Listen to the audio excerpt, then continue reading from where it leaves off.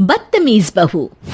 सभ्यता से भरपूर शास्त्री परिवार की इकलौती बेटी मोहिनी को बचपन में ही पढ़ाई के लिए विदेश भेज देते हैं, जहां से वो सालों बाद ग्रेजुएशन पूरी करके इंडिया वापस आती है, जो अब संस्कार, सभ्यता, संस्कृति जैसी चीजों से कोसों दूर होती है।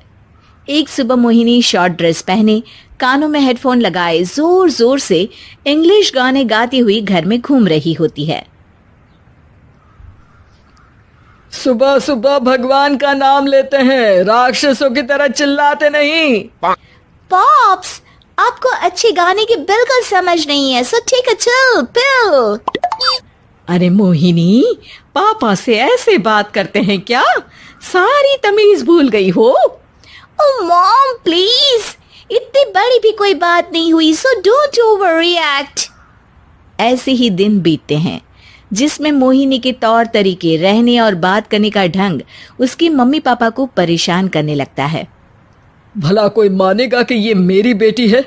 रीति रिवाज और संस्कारों से तो इसका दूर दूर तक कोई नाता नहीं, और अब तो लगता भी नहीं कि कभी होगा। अरे ऐसे कैसे नहीं होगा? लड़कियां सारे नखरे अपने माँ बाप को ही दिखाती है। ससुराल जाकर उन्हें सब कुछ करना भी पड़ता है और मानना भी। पत्नी की बात शास्त्री जी समझ जाते हैं और कुछ ही दिनों में अपने से भी ज्यादा धार्मिक परिवार में निखिल के साथ मोहिनी का रिश्ता पक्का कर देते हैं। रिश्ता तो पक्का कर दिया, पर यहाँ मोहिनी को कैसे मनाएंगे? शादी ब्याह के मामले में आटे में नमक जितना झूठ तो चलता है जी।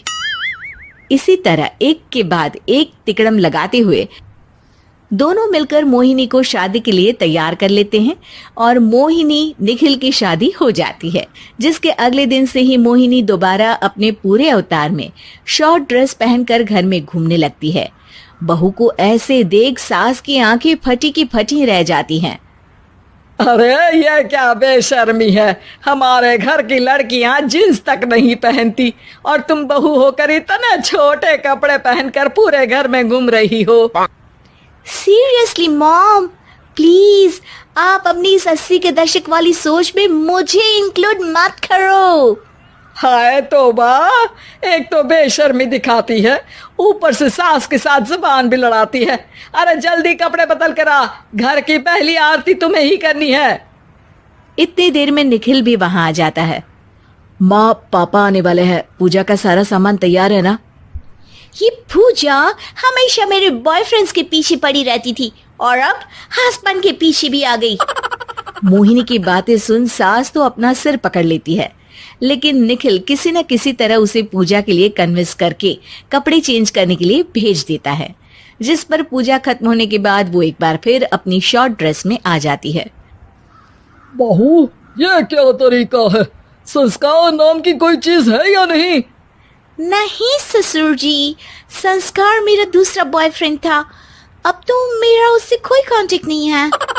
मोहिनी का जवाब सुन के ससुर तो भगवान नाम जपते वहां से चले जाते हैं, लेकिन सास बहू के बीच कहासुनी फिर शुरू हो जाती है, जिसे इग्नोर करते हुए मोहिनी घर से बाहर चली जाती है और देर रात घर वापस आती है।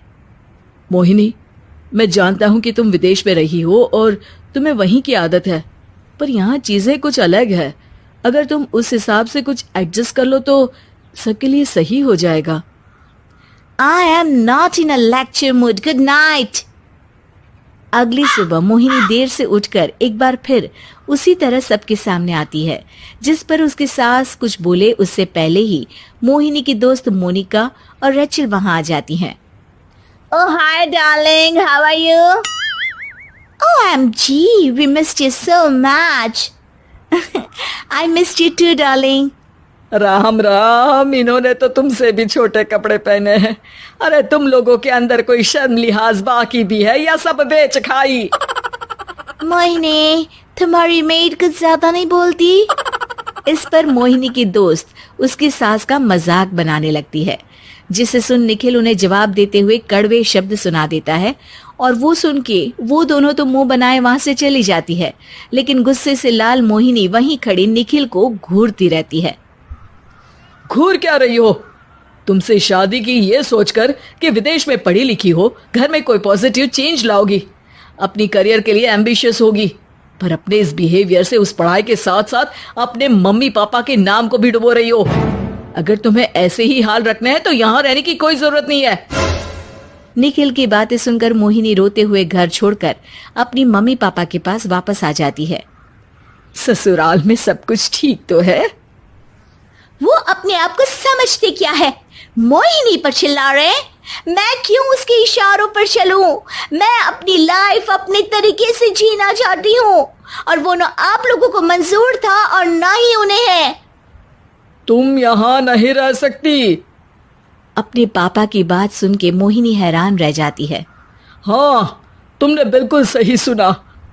अगर तुम्हें अपने इस घमंड, बेशर्मी और बदतमीजी में ही जीना है तो तुम यहाँ भी नहीं रह सकती।